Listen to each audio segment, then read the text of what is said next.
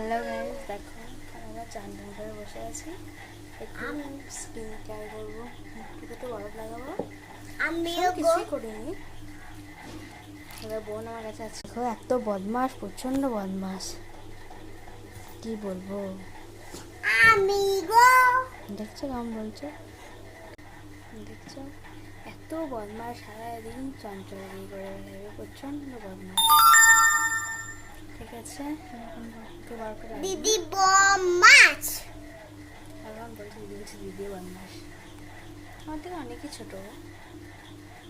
মুখে বরফ লাগাচ্ছি,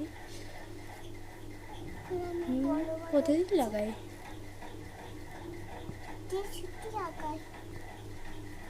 ও লাগাচ্ছে, দেখো এমন বদমাস। এই বরফ নিস না, ঠান্ডা লেগে যাবে। প্রচুর বদমাস, দেখছো কেমন মতো বরফ নেই না। ঠিক আছে, স্কিন কেয়ার কি করি তোমাদের অবশ্যই দেখাচ্ছি এক্ষুনি।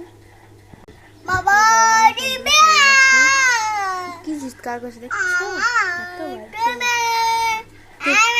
চিৎকার করতে নেই। আমি একটু গামছাটা নিচ্ছি, আমার বরফের জলটা পড়ছে,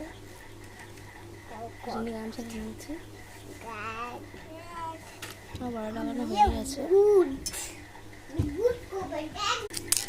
বড় লাগানো হয়ে গেছে,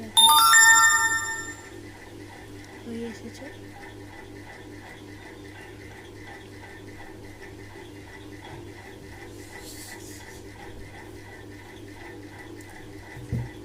ওকে বরফ লাগাতে তুই বরফ খেও না বাবা, খাইনি। হ্যাঁ দেখো মুখে ঠিক এসেছে, বরফ লাগানো হয়ে গেছে। কিছু দিচ্ছে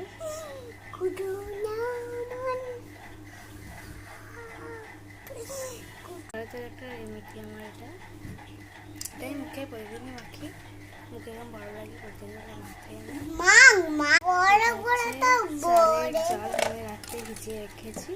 তারপর দিন গোলাপ জল, অ্যালোভেরা জেল দিয়ে গুঁড়ে নিয়ে সেই বোতলে ভরেছি, দিয়ে মুখে প্রতিদিনই মাখি। তোমাদের শেয়ার করলাম আজকে। মাখিয়ে নিচ্ছি।